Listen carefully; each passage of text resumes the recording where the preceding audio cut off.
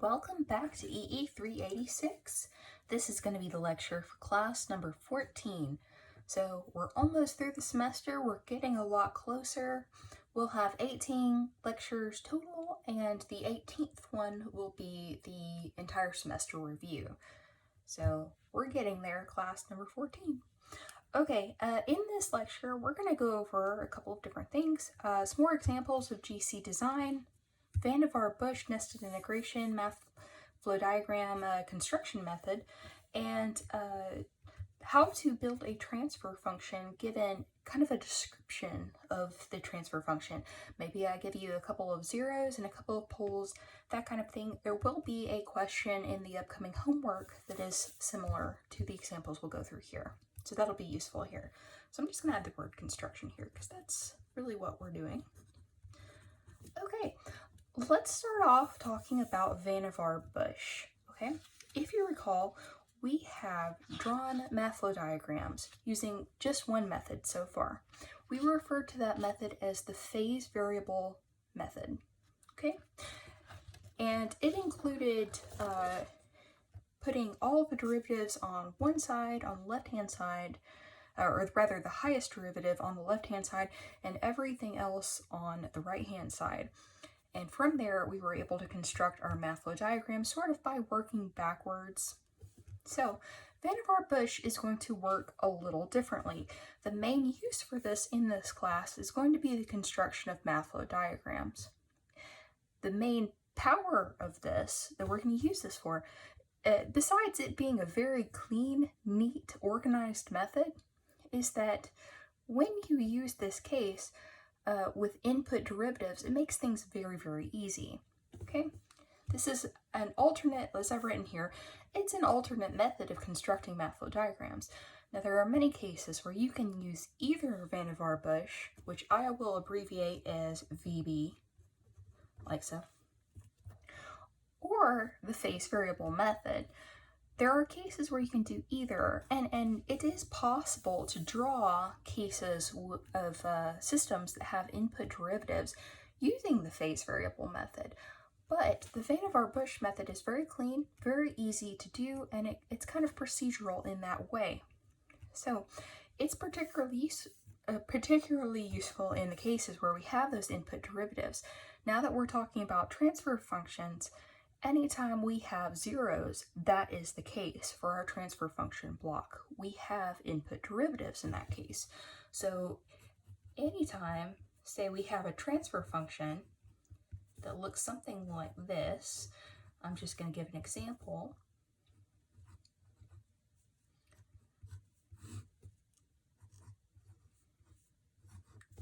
So there's really nothing special about this transfer function example right here, but we notice that we do have some S term on the top, okay?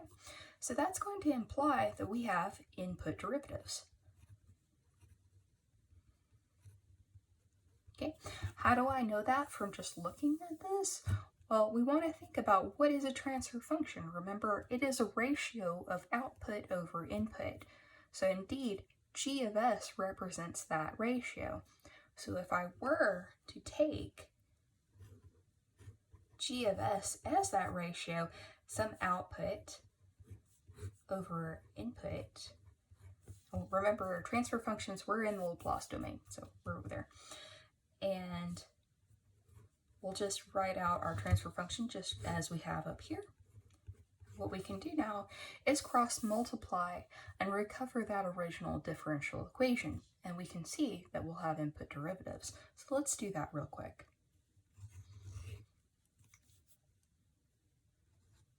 So all I'm doing is cross multiplying here. And we're going to have the s squared minus 2 times the y of s on the left-hand side, and then we'll have the 5s plus 1 on the right-hand side. Okay, all right, so now let's just distribute this. We've got s squared y of s minus 2 y of s equals 5s r of s plus r of s. Okay, it's kind of I'm glad that's my last term because I'm running out of space on this side. Okay, so now we are still in the Laplace domain. Let's go back to the time domain. Since I only have terms involving s's and constant values or coefficients, it's very easy to do that. So we still need to do that inverse Laplace transform. But here, this is just a derivative. It's actually two derivatives because we have an s squared. And then we have a 2y. And then over here, I'm going to say that the input to this system, we're just going to keep using the r here. But remember, this is just a symbol. This g of s, I can assume this is just a block. I haven't said it's a g closed loop or anything like that. I haven't made any specifications about that. So it is just a block, and this r just represents the input to that block. So here we have a 5 times r derivative, and then we have the r of t added with it, okay? So you can see I have derivatives both in the output and on the input. You remember we were talking most of the semester where we would have some kind of a differential equation model, say this for example, and then we had, say, the controlled equation where we had our u of t. U of t is an input to our system. And indeed, if we had a disturbance, that too is an input. Remember, the thing we said about disturbance is that it's an unwanted, unmeasurable input. It is an input. So you can say that really we want to get things into this form where we have the inputs over here on the right-hand side and we have all of the system processing over on the left-hand side. So that's what we've done here. When we recovered this time domain differential equation model of our system, that's exactly the same style we're following. Okay, so you can see we do have input derivatives. Okay, and anytime that you have differentials or you have s terms on the numerator, you are going to have input derivatives. Okay, so now you can recognize that. Okay, so that was not really Van der Bush, but that's kind of a backup to it. Kind of a supplementary kind of fact here. Okay, so we're building up on how to do Van der Bush. We now know when it's especially useful, okay? Now, I did mention, is it possible to do input derivative math flow diagrams using our original method? Well, yeah, it is. Well, let's take a look at this guy right here. Okay? We're just going to write him on the next page.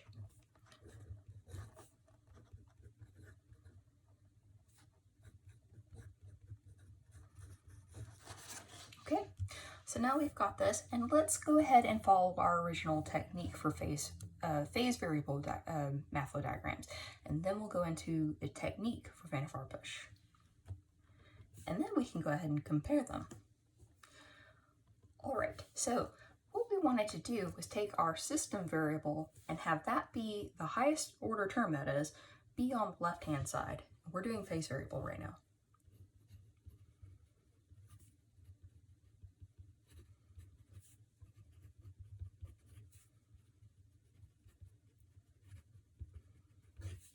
Okay, so we've got that going. Let's go ahead and get it into that form.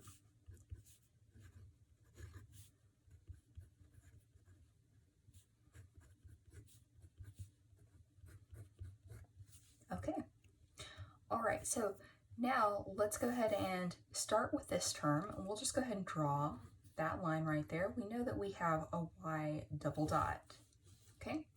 This equation tells me how to build y double dot, but I know that for my system, I am going to have a y output. So I like to go ahead and put the two integrators there. We're going to have two because this is a second order equation. We don't forget our initial conditions. I know that this part will seem a little repetitive because we've done it before. We've done it so much before. But we're about to get into something new. I just want to make sure that we can see the comparison.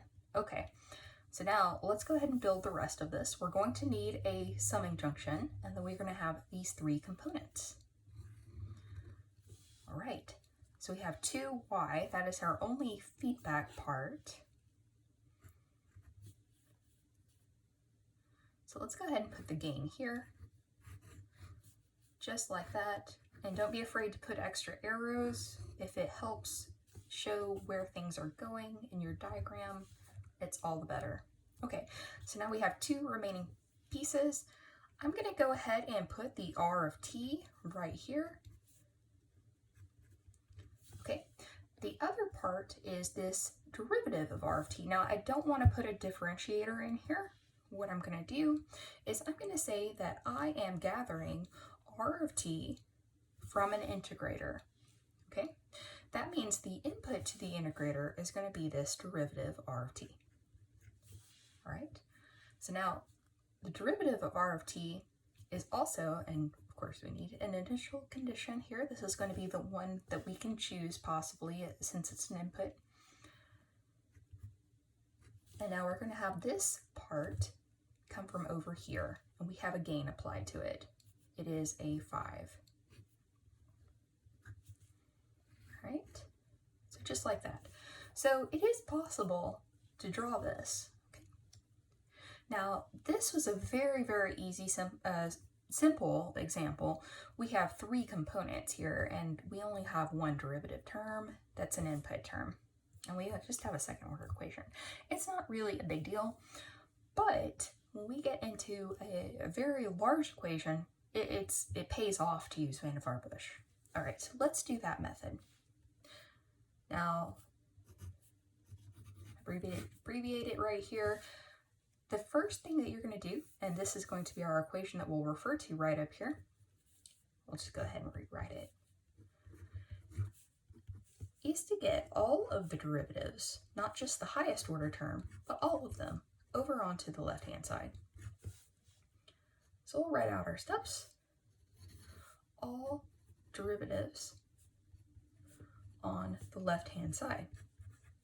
Okay, so let's put that equation back in that form.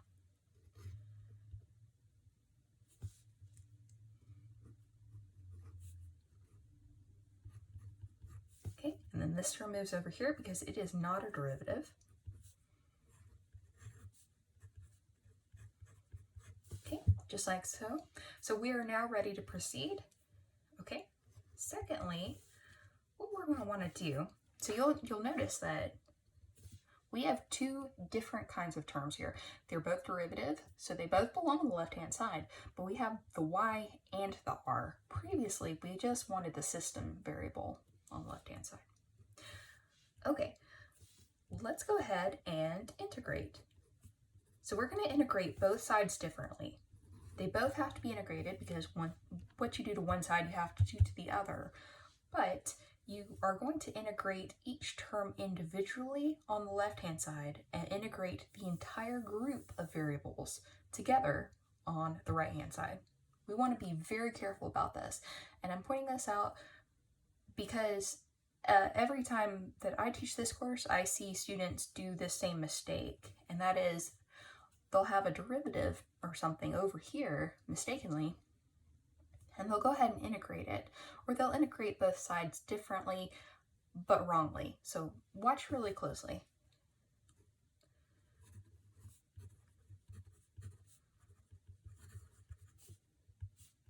Left-hand side, integrate individually.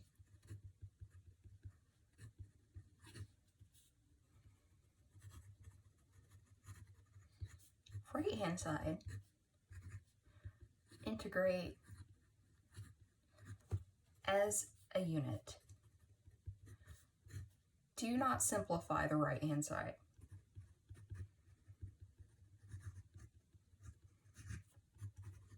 There is a greater chance of making a mistake if you do that. Okay, so let's go ahead and proceed with step number 2 for this equation. All right, so we're going to go ahead and I like to symbolize it like this. I do, and the arrow. Okay, so we integrate, and we've got a single derivative now, minus 5 r of t. You can see that this is no longer a derivative term because we've integrated it, and it's lost the dot. And then we have this whole integral of everything else on the right-hand side. Anytime we have an integral symbol, we have to have the dt. If you have double, you have to have multiple dt. You have to have two, they have to match, okay? All right, so now we want to refactor as in step 1. And I'm not really sure how I started writing on a slant, but we're almost out of space anyway, so. And there are only 4 steps total. Okay, refactor is in step 1, so really we're going back to step 1 and making sure that that is still true. Right now you can see that it isn't because this is not a derivative. Okay, so let's move this guy over to the right hand side. And we have y dot equals 5r of t. This is not part of the integral because it hasn't been integrated over here yet.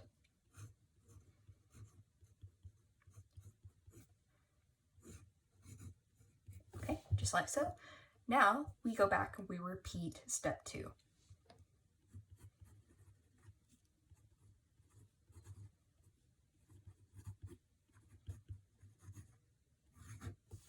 Okay, so what we're going to want to do here, you can see that we've got a derivative term. We repeat this until we run out of derivative terms on the left-hand side.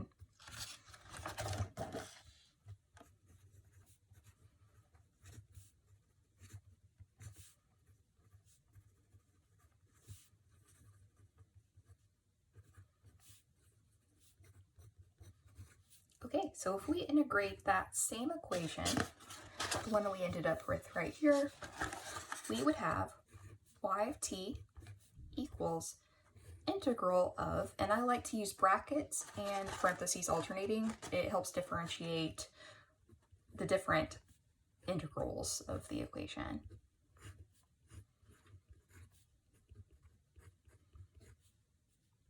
Okay, we've got that right there. Close our bracket and dt. Okay, so in this example, we're actually done at this stage.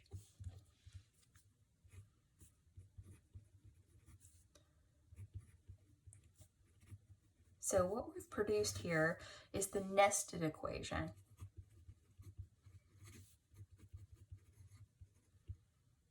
Okay, so this is the nested equation right here. And what we want to do is draw our math flow diagram from that. The first step is always going to be getting that nested equation, and actually we can probably give it a, we're going to call that equation spiral. So equation spiral will be our nested equation, and we're going to draw our math flow diagram from that.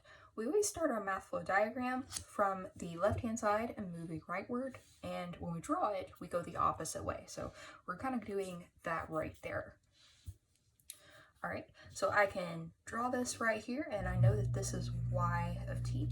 Now, one little feature of this, one little upside is that I don't have to go and put any integrators now, like we used to do with the phase variable version. Okay, the first thing that I run into right here when I'm moving this way is an integrator. Okay, so I'm going to go ahead and work this way and draw my integrator. Again, that does have initial conditions with it. Okay, inside the integral, we have 2 components. This is a component, and this whole section right here is a component. So I need, going into this integrator, a summing junction. Okay, so I'm going to have this input r of t coming in from, let's say, this side right here, and this will be r of t. So it is an input to our block, so it's okay that it's coming in from this side. And we'll have a 5 gain because we do have a 5 applied to it. We're just going to add that in. Okay, second component is this section right here. I want to do the exact same thing and peel off that integrator first. So we've got an integrator. And again, any integrator has initial conditions. Okay, inside the integrator, inside that little nested section, we have 2 components, 2y and r of t. Okay, So this integrator, to produce the signal that comes out of it, we have to have two pieces. One is the 2y, which we'll just pull around, multiply with the 2 in a gain block, and add that. Okay, with R of t, we have R of t access right here, so let's just go ahead and use that. And don't be afraid to label more things than you absolutely need to. If it helps clarify anything, it's a good thing. All right, this is our math flow diagram. Again, this is a very simple example, but it's as good as any to get started. Okay, now we already drew this using the phase variable method. Let's look back at our different math flow diagrams. You can see that the output had to go through these two integrators here, it had a feedback, and we had one summing junction. And our ultimate input to our system was R dot. Well, we could supply R and R dot, but if we're being minimalistic, we have a R dot right here. And compare that to our Vannevar Bush math flow diagram. Our input is the R, our output is the Y. We do have two integrators total, and we do have two gain blocks, just as we had over here, but everything is a little bit different. It's rearranged. Okay, so you can see that whenever we have a case of input derivatives, we are going to have a difference in the two techniques. Okay, let me prove that to you. Let's do a case really quick where we don't have any input derivatives. We'll just do something really simple. Second order system, an alpha, this right here. So we have output derivatives, and let's just have that input right there. Okay. All right, the transfer function in this case would not have any s's, it would not have any zeros in the numerator. Okay, and zeros are only in the numerator, by the way. It wouldn't have any roots in the numerator. Okay, let's do our two different methods. We'll start over here with our phase variable.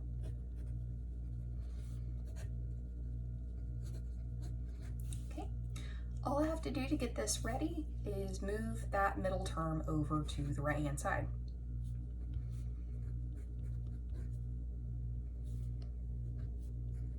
And it really doesn't matter what order you put it in. Okay, we're now ready to start drawing. Let's have the y double dot right here.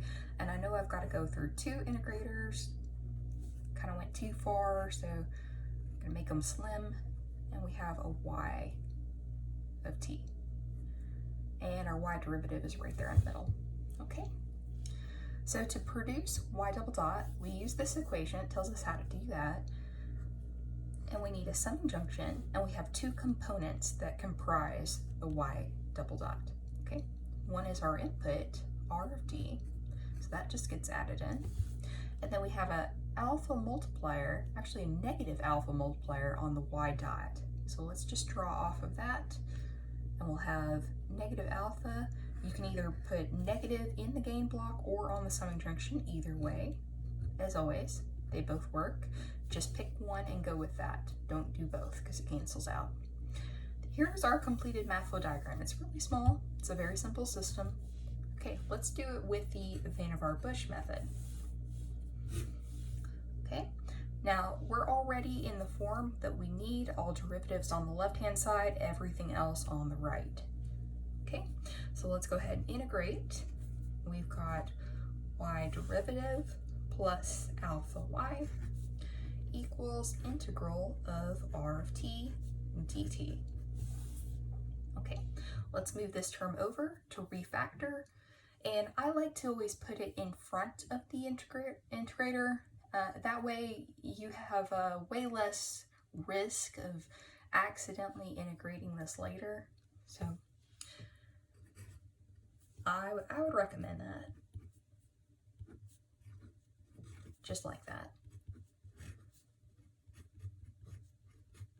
Okay, there we go. We have now refactored it and we are ready to integrate again. So let's do that. So we have y of t, that's our output, and then here's our integrator, and we're going to integrate all of this together.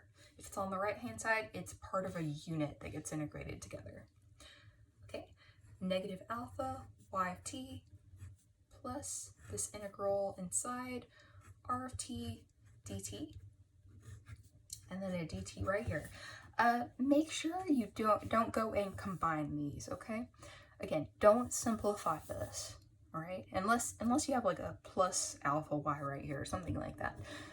Don't simplify this, okay? It's too risky. It's you're prone to make mistakes. Just trust me on that. It's much easier just to leave it in this form. Okay, so now we can draw the math flow diagram. So we have our output y of t, and then the next thing we bump into as we work our way rightward is the integrator. So we have our integrator right here.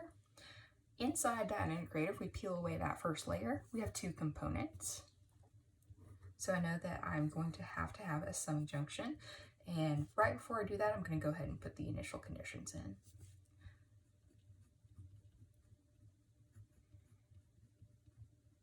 Okay. All right, so I have a negative alpha y. Let's have a negative sign on the summing junction this time. And our gain is going to be alpha. That connects up here to y. And our next component is going to be the addition, so addition of this r of t, but it's integrated. So just like that. And r of t is our input, so it's okay that it doesn't have a feedback to connect to, because it is the input to this block. Okay. Now, this is a case where we had no input derivatives again, okay?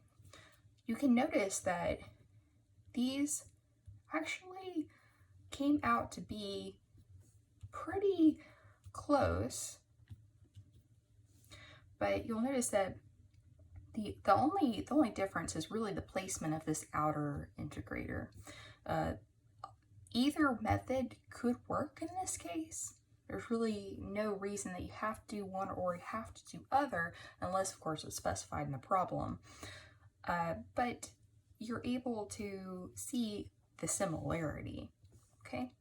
Now, a case where you don't have, let's say you don't have any of these other terms, you have a double integrator, you have a triple integrator, something like that, these would actually look identical in that case, right? We can do one of those really quick, just so I can show you.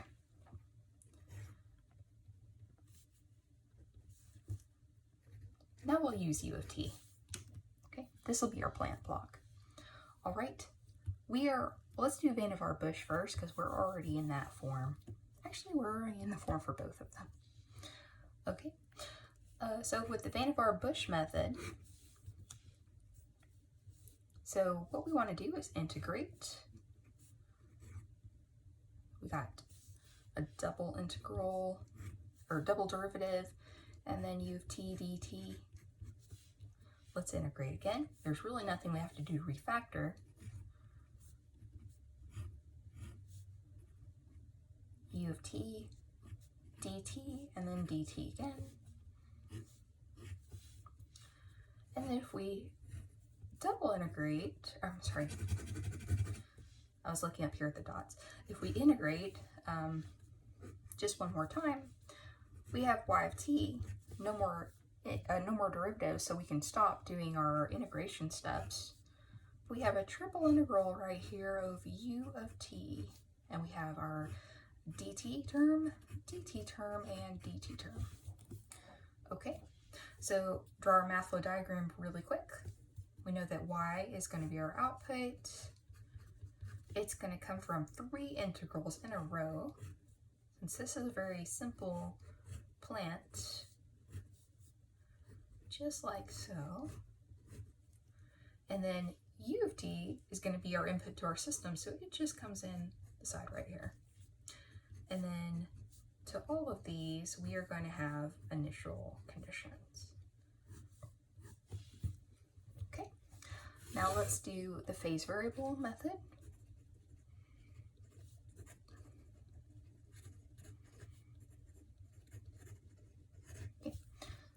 Now, I think I misspoke earlier and I said that these would be exactly equal, and I'm sorry, I didn't mean to say that.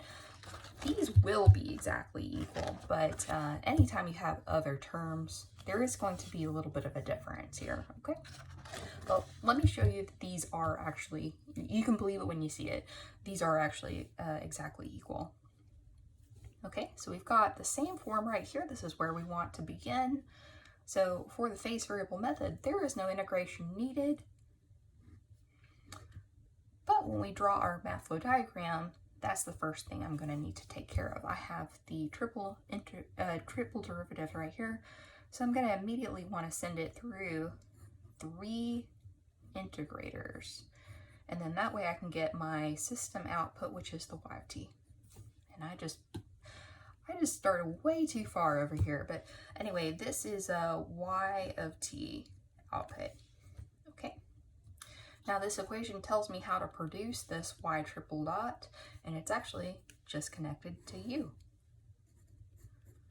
Okay, so these two things are equal per that equation. And once we put in our initial conditions, we are all done. For this one, this phase variable method does seem easier. They're actually exactly the same, but we didn't have to go through these steps. It is worth it when we have the input derivatives, however. So let's do an example like that. Okay.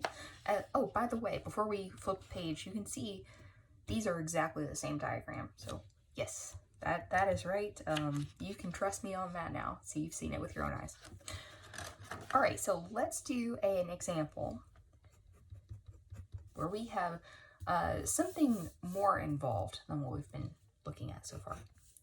All right, draw the Vannevar bush.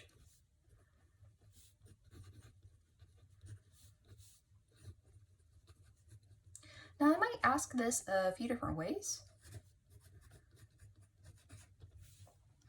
I might say, just like this, draw the Vannevar bush, construct a math flow diagram, or draw the math flow diagram for the system using the Vannevar bush method. Same kind of thing though.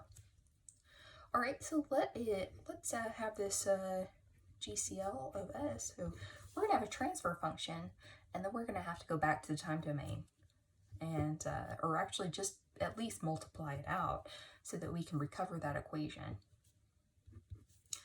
All right, so let's have an S squared, and we're just making this up on the spot. S plus 2, so you can see we've got 3 zeros here, and S squared plus 4 here on the bottom, and let's have an S minus 3. Okay, so 3 zeros, and we can see that we've got 3 poles, okay? There are 3 roots to the polynomial on the denominator. There are 3 roots to the numerator polynomial as well. That number of roots equals either the number of zeros if you're on the numerator or the number of poles if you're on the denominator, okay? Remember, poles are down here, zeros are up here. That sounds like a really good quiz question. So there's a big hint right there. Okay, so while we're doing this, we're going to multiply this out. Before we do that, while we're talking about zeros and poles, real quick, let's just show where they are. Okay, zeros, and there are 3 total. And these are poles, and there are also 3 total. Okay, let's show where they're at. Okay, for the poles, I can see here, if I were to solve this equation, I have a pole at positive 3. I also have one at, let's see, plus and minus J2. Okay, so if you plug that in there, you should get your minus 4. Okay, as for the zeros, we have 2 at 0 at the origin. So 0, 0, it's a repeated 0. And then we have 1 at negative 2. So you can see that from solving this portion, just that portion of the equation. In order for that to be 0, S would have to be negative 2 if you think about it in terms of that equation. Okay, So that's just a little side note because we'll be using that later. All right, let's go ahead and form this as a ratio. Output over, and we'll use R as the overall system input, R of S, that can be our set point, that can be 0 for stabilization, it can be something that kind of injects a startup signal into our system, it can be a command signal that we want to track, it can be any number of things, but it's something that we can measure and we decide on. And all of that is equal to our closed loop transfer function.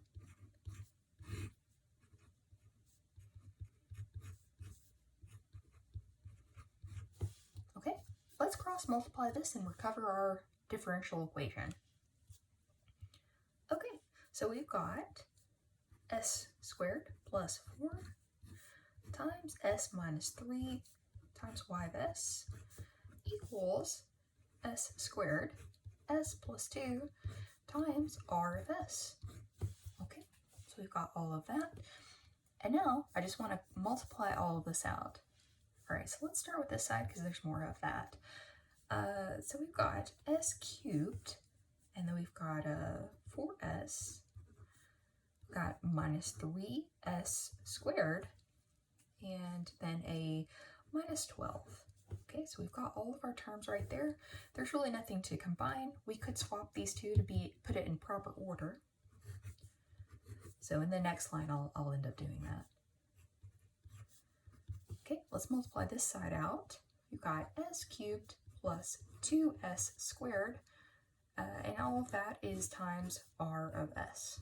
Okay, so again, what are we doing? We're going to recover the differential equation, and then we're going to use that to draw the math flow diagram using the Vannevar-Bush technique. Okay, so let's just go ahead and complete that.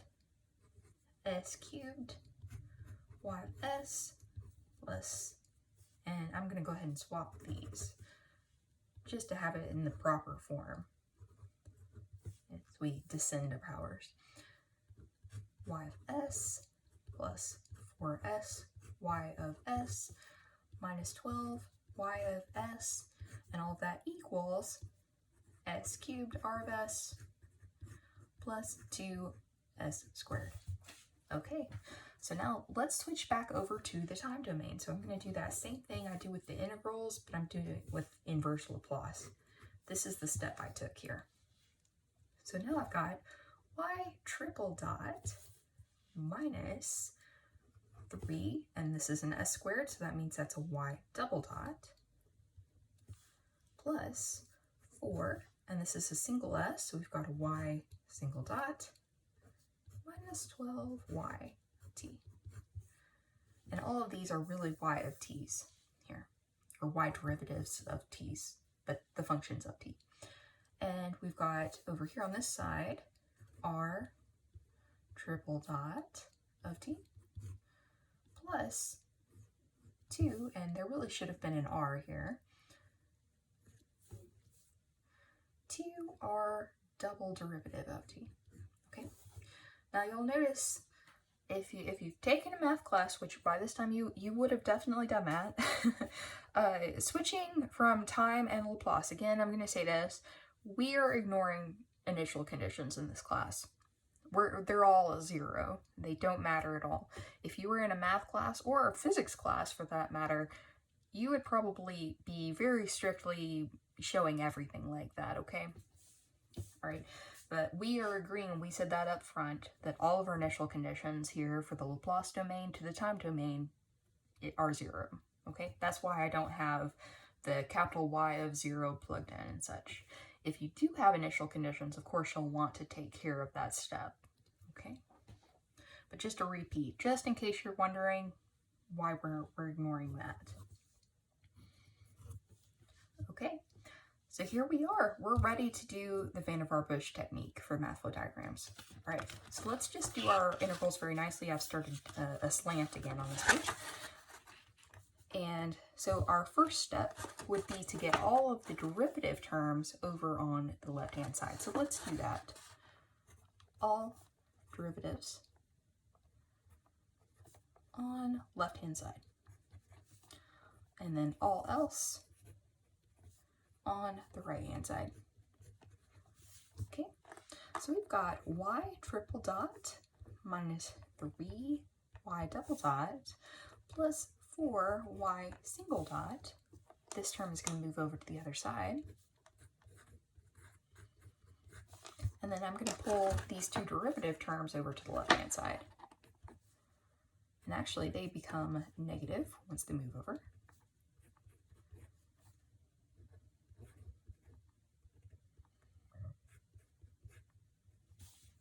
And there we have it. Okay, so see that our only, just to start out with our first step, our only non-derivative term is this 12, this negative 12y. It's positive once it's over here. Okay, so let's go ahead and integrate.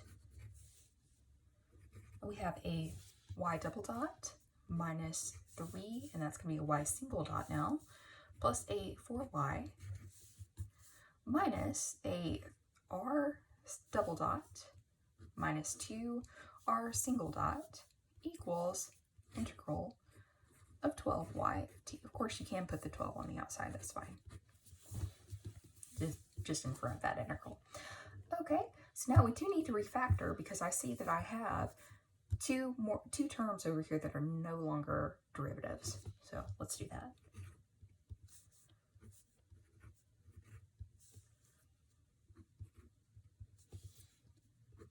Okay, I want to put them in front of the integral, not behind. It's easy to get confused that way. So minus 4y and the r plus 2r, and then we're going to add our integral. Okay, we've got that. We're ready to go. Let's integrate again. So this is a single dot now, and minus 3y minus our single derivative. And now I've got this integral of all of these terms. I'm going to rearrange these so I don't have to write the plus sign anymore.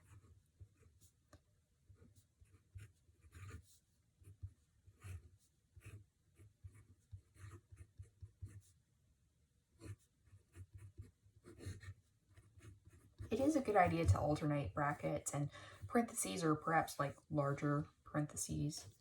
Okay. Now let's move this guy over here and we'll repeat the step. This is another case where it's just so much better. I know it's a lot of writing, but it's just so much better to go ahead and show your steps, show all of your work, just in case. It is easy when you're writing a lot of equations like this, and I know I've done it before. Drop a sign or something like that, and if you can, then that's maybe 1 point off, something like that, depending on the circumstance.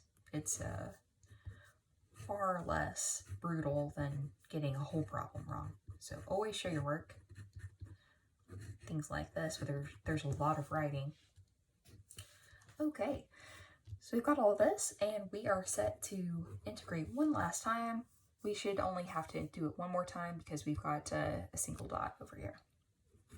Right, so we've got y of t, and I'm going to go ahead and we'll show all the steps here. I'm just going to combine a step, thinking about that. And then we've got all of this over here, integral. I'm going to do the curved parentheses again. 2r minus 4y. You can see I'm not simplifying anything.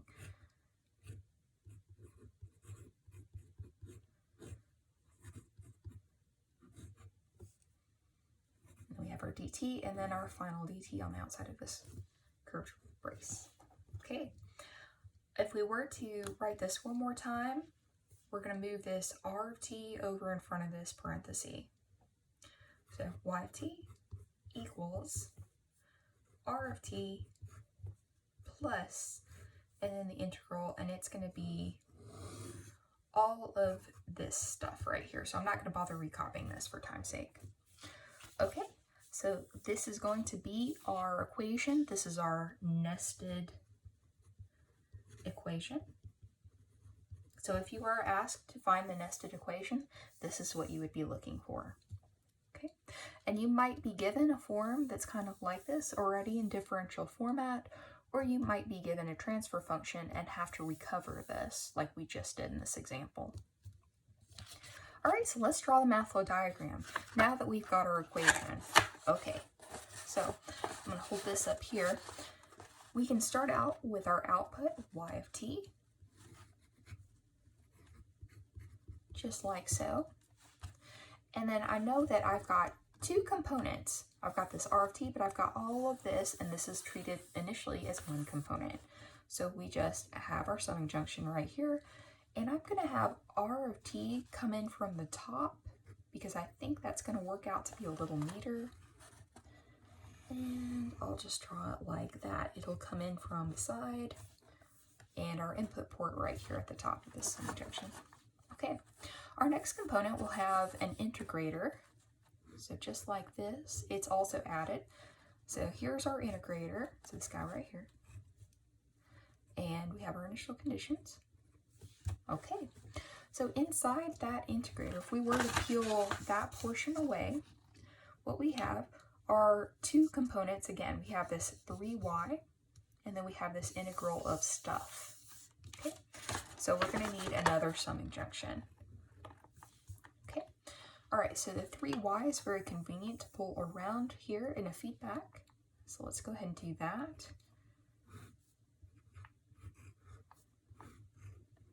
Okay, so this is y. This is now 3y once it exits the gain block.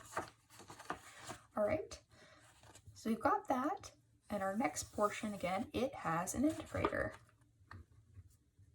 It's also added, so have our summation, integrator, and initial conditions. Okay, within the signal that goes in here, we have our 2r, a negative 4y, and then another little integral of stuff. Okay, so I'm going to go ahead and write my summing junction and produce the signal. Okay, so we've peeled back this integrator. This is this integrator right here, and we have our 2r. Let's draw that in first. R is coming in from the top, so that worked out pretty well where we chose to put it, right there. And since this is r of t, this is 2r once it exits the gain block. All right, the next one is this negative 4y. Okay, so we've got access to y right here. Let's pull that around, and we'll put the negative 3, negative 4 in the gain block right there, and just add it in. Okay, so I had a positive sign on the summing junction because I have my negative sign in the gain block. All right, the third component comes in from this side because it's an integrator. It's integrating some stuff, and I think we actually don't need another summing junction. It's just a 12y. Since it's 12y, y comes in right around here, and we can just have our gain block just like that. And there we go. Again, don't be afraid to use arrows to indicate directions for input ports. That does help a lot. Okay, and this is our completed math flow diagram.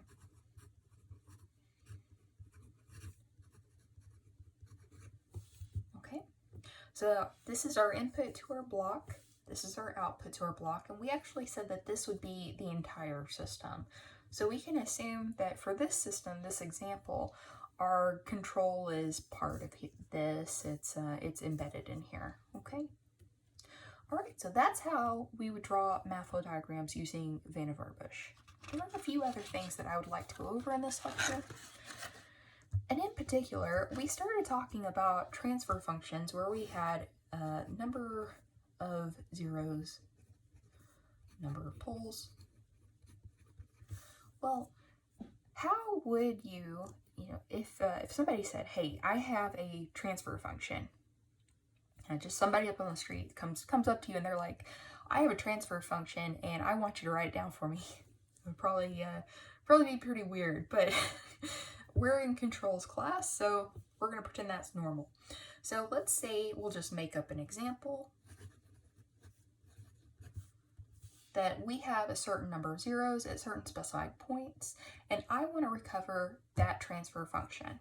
Okay, so what is the transfer function for certain specified poles and zeros? Now this is going to give us an opportunity to talk about like what things look like at the origin and how you can recognize something that is unstable or stable. Okay, so let's say I have a selection of zeros. I have zeros that are, let's say, 4 zeros at the origin. And then I have 1 at -2. Okay, so now let's just concentrate on the numerator of this transfer function that we're constructing. What would it look like? Well, I know that if I'm talking about zeros, I am now talking about the numerator. We're going to assume that this is simplified and that I don't need to do anything to it. The zeros, there's 4 at the origin. Well, that equates to just having an s by itself. That is 1 0 at the origin. Okay. There are 4 in this example, so this is going to be an s to the 4th power. Okay, so now we've taken care of that portion. I also have 1 0 at -2. All right, so just using our same factorial or factor type of expression, we're going to have a +2 right here. We want to think about it as if I plugged in a -2 right here, this would equate to 0. Okay, so now I've got the zeros right here. All right, so let's do something else with the poles. Let's say I have a pair of poles, 2 at +3. Okay, so we can immediately say this is an unstable system because I've got poles in the right-hand plane. So the poles are over here at +3. Okay, we're considering the real axis and the imaginary axis. Okay, and then let's also have a pole, or rather, let's say we have 3 at let's say 100, +100. So this is very unstable. This is far out here in the right-hand plane.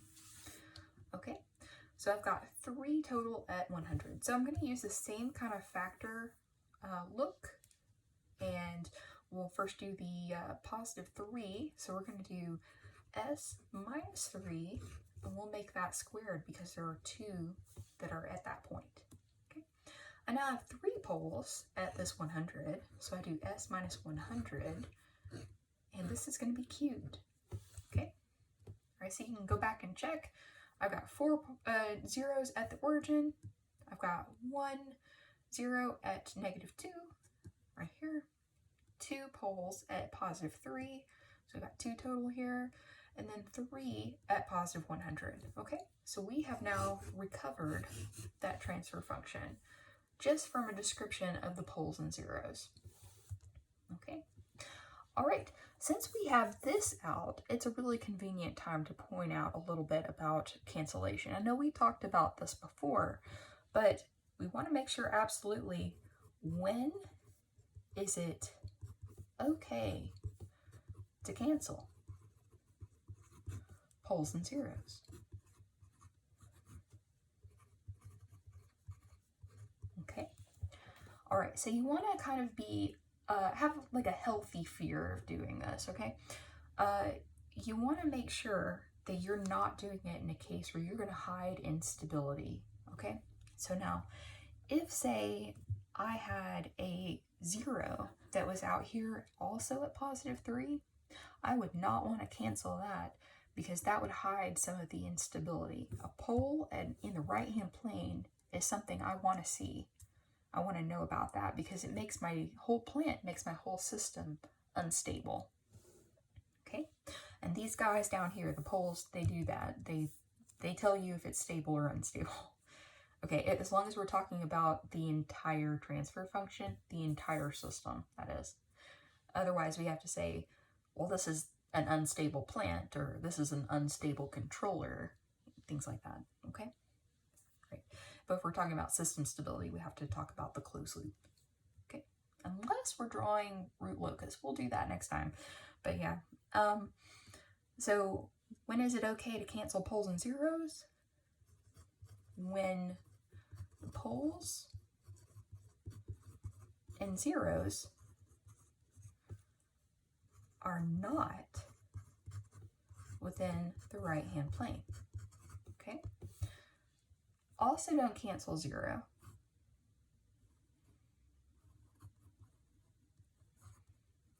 Why do I say that? Because we did a problem early on this semester.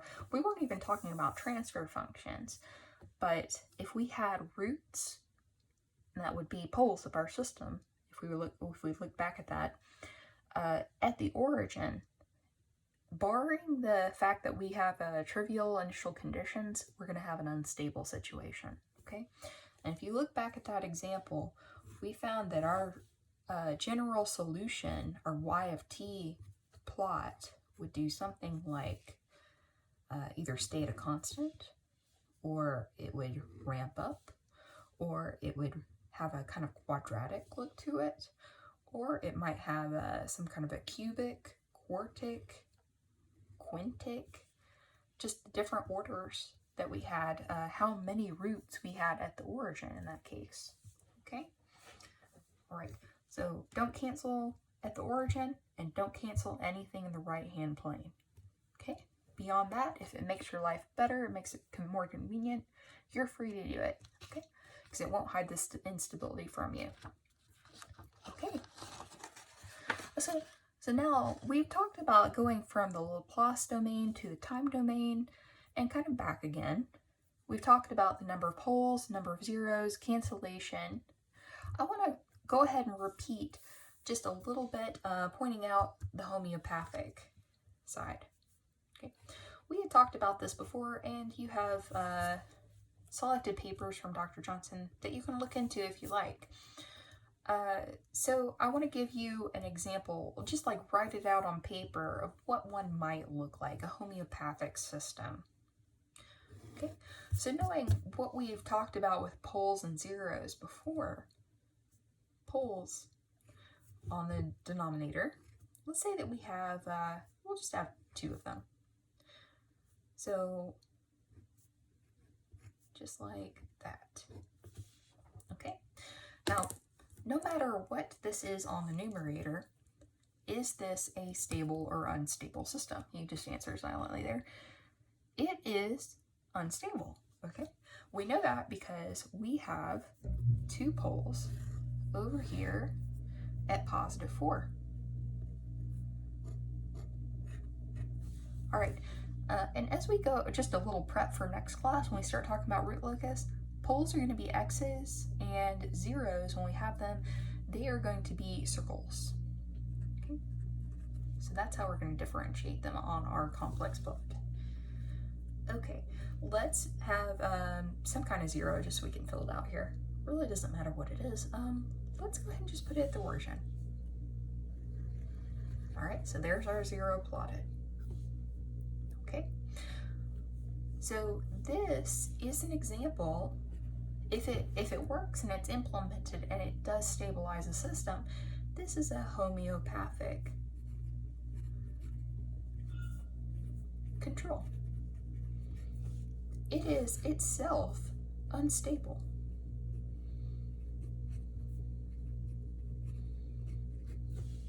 But it can be used to stabilize a control.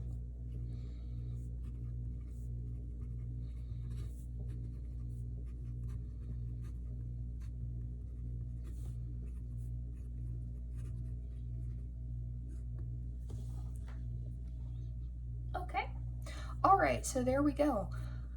Now, similarly, there's something called a PID controller.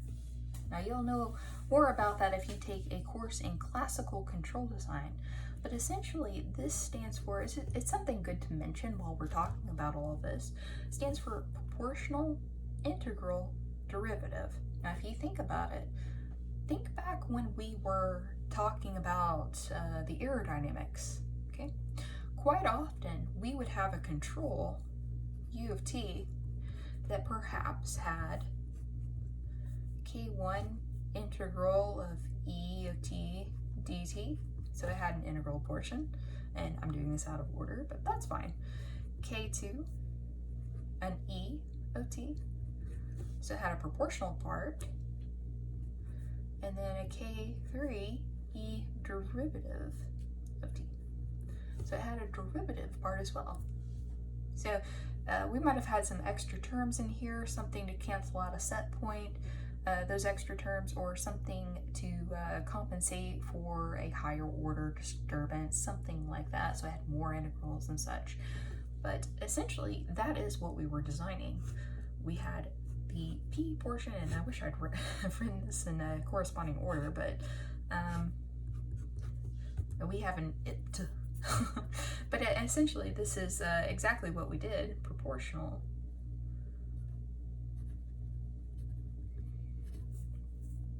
integral and derivative. So that's a big control topic, and now you have kind of like a base understanding of what this is and where it can be used. When you draw these out in your math flow diagram or your block diagram, you would have that e portion. You might have the derivative side coming in here, and it would go through its integrator. So we'd have e recovered, and then we might integrate that yet again and have integral e dt. And then all three of these sum together. And of course there would be gains involved, but then we would build up our u of t. And so let's go ahead and put our k gains in here.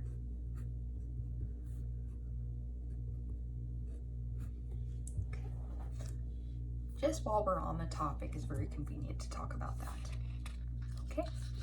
All right, so one other thing I wanted to do before we go ahead and move off of the G of C design is to do just a few more examples. Examples of G of C design. Okay, so we had a few cases. Last class we talked about the set point, we talked about command signal, and also different disturbances.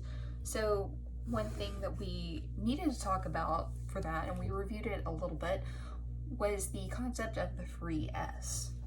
Okay, so if we were to examine GP, we would look for any number of free S's on the denominator. Now, say we had this, pretend this was our GP right here. You can see how there is a sort of an S that fits the criteria as to looking like a free S, but it's on the numerator, okay? Now my question to you is, does this count for a free S? Or does it count in kind of like an inverse way? Okay, the answer to both of those questions is actually no. We don't care if there's a free S on the numerator. We don't care at all. It's not something we have to worry about. The free S on the denominator is the only one that helps us out. Okay, that is an integrator. All right. So are any free S's given to us by GP?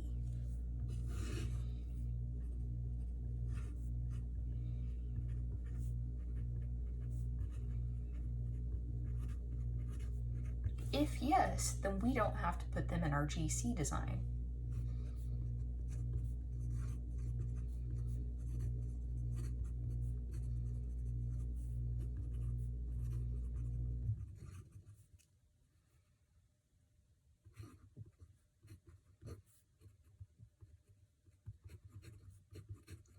And we did some examples last time where we showed that any time, as we're building up GC, we're on that topic now, we're listing out trial designs. So the free S would determine what our style would be, what our building technique would be for that.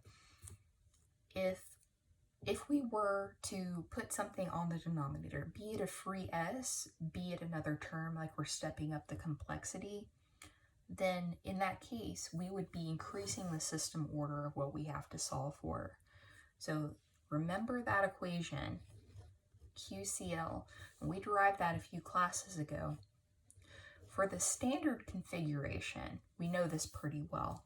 We use this over and over, and it's P sub P, P sub C, plus Q sub P, Q sub C, okay? And we have the numerator, denominator of each of our GP and our GC, okay? And we just take turns plugging that in, checking necessary and sufficient conditions if it's convenient to do that. We check as much as we can. And if it's, say, a third order or it's higher, then it may be convenient just to compare and see if we can design with ITAE or selected roots, okay?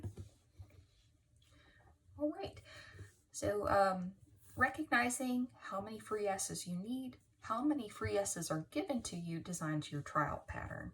So just a quick review. I know we've done this a few times, but we have a GC of S. Let's say that we need, well, actually, let's just set up the problem. Just a quick review, trivia, so to speak. Set point. How many free S's are needed there? Well, it's 1.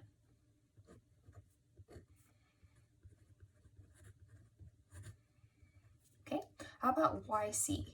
And there's a rule that we adhere to in this class, and that is 2 free S's. Okay, now let's say that we have these cases and we also have a stepwise disturbance, some CW of T stepwise constant.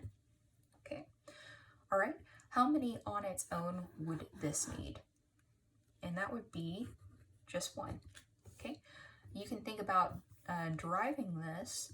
M in this case, our derivative count to reach 0 or 0 almost everywhere would be 1 here. And that's always equal to M here. Now, M is going to be reused as a variable next time. When we talk about root locus, M is going to be the number of zeros up here, but we'll make that distinction, okay? So M is also commonly used as the order of the control, which is why I'm using this here. Okay, so you've got this right here. So what if we have a combination of the command signal? So we need 2 free S's for that, right? And we have this stepwise disturbance. Okay, so you have your options of needing 3 free S's or 2 free S's. Which one is it? Well, it's going to be 2. We choose whichever one is encompassing both cases. So this is 2. 2 encompasses 1, so to speak. It's hard to phrase it in a very concise way, but hopefully you get my meaning here. I don't want to add these. If I can cover this case for something else I'm already doing, I'm good to go. And you'll see that in the Simulink, in your either Simulink number 2 or Simulink number 3, you'll actually see this happen, where you can have a track a command signal and then switch back to a set point, and you'll be tracking that just fine. Or you'll be tracking a command signal and you'll pop in a disturbance and it won't matter at all. Okay, you'll be doing just as good a job, apart from when we switch values here, because it is stepwise. Okay, we'll do one more case. Hopefully we aren't repeating the exact same cases that we did before. I'm a little bit afraid we are. But in this case, M equals 2. And so say we had a combination of the disturbance here, the second disturbance. We have to differentiate it twice. And then we're also wanting to track this command signal. Okay, so we need 2 free S's still. 2 free S's. Okay. All right, so if that seems a little bit confusing to you, it's totally fine. Just more going through it a little bit more and understanding it really does help. And always let me know if you have questions about the free S, okay? All right, so let's do the trial designs here for, let's do that last case we just talked about. YC, 2 free S's needed, and we have this disturbance here.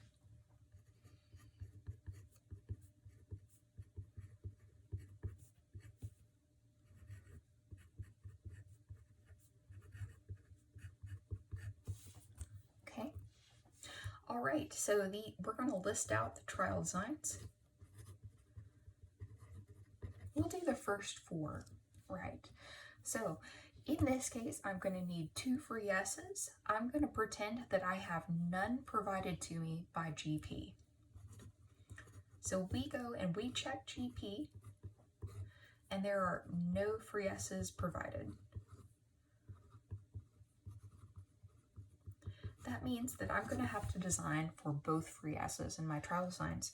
And so I start out with the KC over S squared, and then I rewrite that into my next level up. So I always want to see the previous design in my current design, and then I can add to the numerator. And whenever I can add to the numerator, I definitely want to do it. We talked about that last time, where it increases the system order. Okay, we can do that one more time before we have to go back to the denominator. And there's our S squared. Now our 4th trial will be, I'll just list it down here. So we go ahead and copy down this guy so we can see our previous trial and the current one. Okay, but now I have a power of 2 on the numerator. I have a power of 2 on the denominator. And we talked about being physically realizable.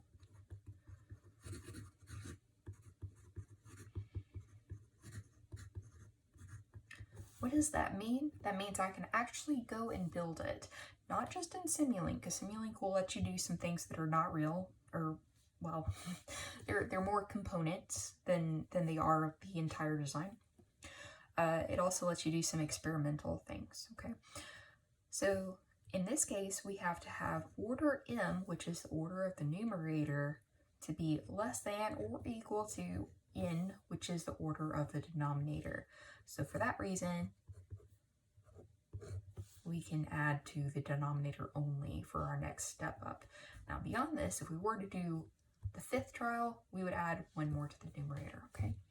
Hopefully that follows the pattern and you're getting really used to this, and we would just plug in from there to our QCL design, test our necessary and sufficient conditions.